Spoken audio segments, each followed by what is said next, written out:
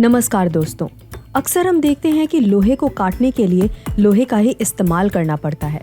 औरंगजेब की आधी जिंदगी मराठों से लड़ते लड़ते बीत गई। वो जब एक मराठा को मारता था तो पीछे 10 मराठे खड़े हो जाते थे। ऐसे में छत्रपति शिवाजी महाराज की आकस्मिक मृत्यु के बाद मराठों का खेल खत्म हो जाएगा। इस गलतफहमी के साथ औरंगजेब दक्कन आ गया। इतिहास में ये बात साफ है कि मुगलों ने कभी भी हिंदुओं के शिरोमणि योद्धाओं के साथ सामने से युद्ध नहीं लड़ा। जिस तरह अकबर ने महाराणा प्रताप का सामना किया नहीं, उसी तरह औरंगजेब ने भी छत्रपति शिवाजी महाराज के साथ सामने से युद्ध किया नहीं। हाँ, वो बात अलग है कि ऐसे योद्धाओं से लड़ते लड़ते मुगलों की सेना में कमाल की कमी आ गई थी। मराठों के आने से पहले मुगलों की अपनी खास शान हुआ करती थी। उस शान को मराठों ने कुचल दिया और मुगल साम्राज्य सिर्फ और सिर्फ दिल्ली तक सीमित रह गई। फिर भी औरंगजेब को अपना बाप समझने वाले लोग मानते हैं कि मुगल साम्राज्य साल 1857 तक जीवित था। पर मुगलों के संतानों को क्या ही पता कि मुगल दिल्ली के बाहर भीगी बिल्ली के समान थे। वो तो बस इस उम्मीद में जी रहे थे कि मराठों ने उनकी सुरक्षा की जिम्मेदारी ले रखी है। खैर, आज का विषय भी इसी बात को दर्शाता है कि आखिर क्यों मराठों ने मुगलों के प्रति इतनी दरियादिली दिखाई। औरंगजेब ने मरते मरते ऐसी कौन सी चाल चली कि मुगल जिंदा लाश की तरह बनकर रह गई। ये सवाल इस बात को भी दर्शाता है कि मराठों ने जानबूझकर दिल्ली की गद्दी सिर्फ और सिर्फ मुगलों के लिए सुरक्षित रखी हुई थी। साथ ही अगर मराठे चाहते तो साल 1720 या 1730 के बाद दिल्ली की गद्दी विलय कर सकते थे और उसकी जगह मराठा अधिकारी बिठा सकते थे। पर मराठों ने ऐसा किया नहीं। अगर किया नहीं तो सवाल ये खड़ा होता है कि क्या मराठों ने जानबूझकर मुगलों को अपने फायदे के लिए जिंदा रखा? अगर रखा था तो क्या इसके पीछे औरंगजेब की राजनीति थी? इसका सीधा जवाब है हाँ। वो औरंगजेब था जिसने मरते मरते उस ऐतिहासिक घटना को अंजाम दिया, जिसके बदौलत मुगल मराठों की सुरक्षा में चैन की रोटी तोड़ सकते थे। छत्रपति संभाजी महाराज का कत्ल करने के बाद जुल्फिकार खान ने छत्रपति संभाजी महाराज की पत्नी येसुबाई, बेटा शाहू महाराज और 2 दासी पुत्र मधो सिंह और मदन सिंह, शिव छत्रपति की पत्नी सकवार बाई का अपहरण किया था। बहादुरगढ़ के किलेदार अब्दुल रहमान ने औरंगजेब को कैद किए गए भोसले राज परिवार के सदस्यों की जानकारी खत लिखकर भेजी थी। औरंगजेब देख रहा था कि दूसरे मराठे सेनानी राज परिवार को छुड़ाने के लिए चारों तरफ से हमला कर रहे हैं। इसलिए औरंगजेब जहां जहां जाता वहां वहां भोसले परिवार को भी लेकर जाना पड़ता था। परंतु यहाँ उसने इस राज परिवार को सुई की नोक इतना भी प्रताड़ित किया नहीं, बजाय इसके कि उसने छत्रपति संभाजी महाराज को नोच कर मारा था। छत्रपति शिवाजी महाराज की मृत्यु के बाद कुछ मराठे सरदार आजाद रहकर राज करने लगे थे, परंतु औरंगजेब ने उनके छत्रपति के साथ जो अत्याचार किया उसे देखकर वे मराठे सरदार दोबारा एकजुट हो गए और मराठा साम्राज्य के तीसरे छत्रपति राजा राम महाराज के अंतर्गत मुगलों को खदेड़ने लगे। इस एकता को देखते हुए शायद औरंगजेब ने संभाजी महाराज के परिवार को आलीशान सुविधाएं दी हुई थी। खुद औरंगजेब की बेटी जीनत उन निस्सा 7 साल की शाहू महाराज का ख्याल रख रही थी। ये बात कितनी अजीब है ना। जिस औरंगजेब को दक्कन पर मुगलिया परचम चढ़ाना था, उस योजना को भूलकर वो किसी और काम में लग गया और यही उसकी राजनीति थी। वो ये अच्छी तरह से जानता था कि मराठा साम्राज्य की गद्दी पर भले ही राजा राम को बिठाया गया है, पर असली छत्रपति तो खुद शाहू महाराज है, जो फिलहाल उसके कब्जे में ही है। औरंगजेब इस बात से खुश था कि मराठा साम्राज्य का असली छत्रपति को उसने कैद में रखा है।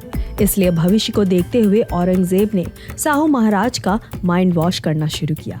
आपको जानकर हैरानी होगी कि छत्रपति शाहू महाराज के जीने का तरीका मुगलों जैसा ही था। अब आप देखिए कि क्या आपने शिव छत्रपति और शंभू राजा की ऐसी कोई तस्वीर देखी है जिसमें हुक्का दिखाया गया हो। पर अगर आप छत्रपति शाहू महाराज की तस्वीर को देखोगे तो आपको हुक्का जरूर दिखेगा। मूलतः ये आदत सुल्तानों की थी, जिसकी नकल बाद में हिंदू राजाओं ने की। सबसे पहले औरंगजेब ने शाहू महाराज को इस्लाम कबूल करने को मजबूर किया, पर औरंगजेब की बेटी जीनत उन निस्सा ने शाहू महाराज का धर्म परिवर्तन होने नहीं दिया। बाद में औरंगजेब ने अपनी जिद के चलते प्रताप राव गुजर के बेटे खंडे राव का इस्लामीकरण किया।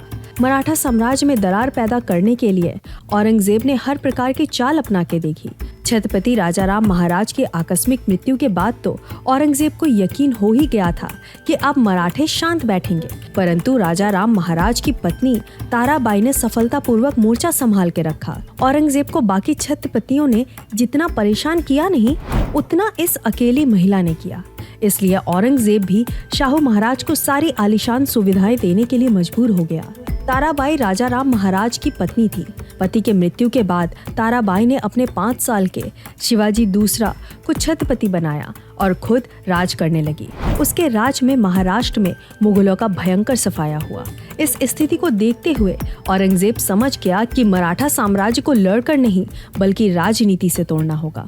इस काम को अंजाम देने के लिए उसने साहू महाराज का इस्तेमाल किया। आपको जानकर हैरानी होगी कि साहू महाराज का असली नाम शिवाजी संभाजी राजे भोसले था। खुद औरंगजेब ने उन्हें शाहू नाम दिया था। आप सोच रहे होंगे कि इतनी खूबसूरत खिदमत मिलने के बाद शाहू महाराज पूरी तरह से मुगल बन गए होंगे, पर ऐसा कभी हुआ ही नहीं। मुगलों की छावनी में रहकर शाहू महाराज ये तो समझ गए थे कि वे मराठा साम्राज्य के असली छत्रपति हैं। उनका इरादा छत्रपति बनने का था, पर वे मन से मुगल कभी बने नहीं।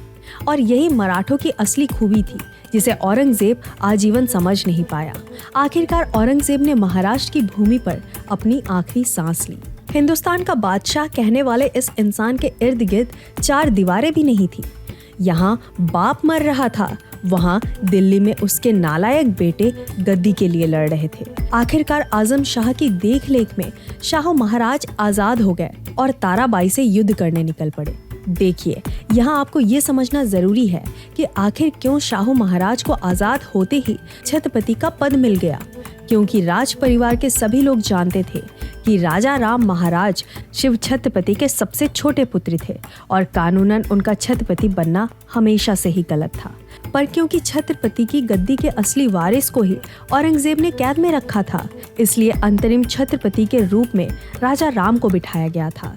तो ये बाद में साफ हो ही जाता है कि राजा राम के गुजर जाने के बाद भी राजा राम के बेटे शिवाजी दूसरा भी असली गद्दी पर बैठ नहीं सकते थे, परंतु फिर भी ताराबाई ने उन्हें बिठाया था और ये बात मंत्रिमंडल के सभी लोग हमेशा से ही जानते थे। शाहू महाराज के आने के बाद मराठा साम्राज्य के बड़े बड़े योद्धाओं ने शाहू महाराज का बड़े दिल से स्वागत किया। इसलिए ताराबाई ने कोल्हापुर में अपनी खुद की गद्दी बना ली और शिवाजी दूसरा को कोल्हापुर का छत्रपति बना दिया। इस तरह से मराठा साम्राज्य के 2 टुकड़े हो गए, सतारा और कोल्हापुर। औरंगजेब तो मर गया था, पर उनकी चालाकी रंग लाई। आप ये कह सकते हो कि यहाँ मुगलों की जीत हुई, पर उन्हें ये अंदाजा बिल्कुल नहीं था कि शाहू महाराज हिंदुस्तान के सबसे बड़े शासक बन जाएंगे। बालाजी विश्वनाथ भट्ट शाहू महाराज के सबसे बड़े योद्धा थे और उनके बेटे बाजीराव से तो पूरी दुनिया वाकिफ है। छत्रपति शाहू महाराज शासन में पूरा का पूरा हिंदुस्तान भगवा रंग में रंग गया। पर आपको ये समझना भी जरूरी है कि छत्रपति शाहू महाराज दिल्ली के प्रति बड़ी दया दिखाते थे। उन्होंने बाजीराव को बोल दिया था कि दिल्ली में मुगलों का होना इसलिए जरूरी है क्योंकि वे पुणे में रहकर दिल्ली पर राज नहीं कर सकते थे। अगर वे पुणे छोड़कर दिल्ली चले गए तो दक्षिण के मुस्लिम सुल्तान पुणे पर आक्रमण करेंगे। अगर दिल्ली से मुगल चले गए तो बाकी हिंदू राजा वहां आकर बैठ जाएंगे। इसलिए छत्रपति शाहू महाराज ने दिल्ली की गद्दी तोड़ी नहीं और वहां अपनी मर्जी से बादशाह बिठाने लगे। ये घटना तब हुई जब बाजीराव ने साल 1737 में दिल्ली पर सफलतापूर्वक आक्रमण किया। इस युद्ध के बाद खुद बाजीराव मुगल की गद्दी पर बैठकर उत्तर भारत पर राज कर सकते थे, पर क्योंकि छत्रपति शाहू महाराज ने उन्हें गद्दी संभाल कर रखने की बात कही थी, इसलिए मराठे अपने हिसाब से बादशाह बदलने लगे और उनसे टैक्स लेने लगे। इसलिए ये कहना गलत होगा कि मुगल 1857 तक राज कर रहे थे। असल में उनकी ताकत साल 1737 में ही मिट गई थी। मुगल सिर्फ दिल्ली तक सीमित थे और दिल्ली के बाहर मराठों का शासन था। इस राजनीति के पीछे शाहू महाराज का दिमाग था, जिनका बचपन और जवानी औरंगजेब के साथ बीता था। अगर संभाजी महाराज का कत्ल नहीं होता तो साल 1680 में ही मुगलों का किस्सा खत्म हो जाता।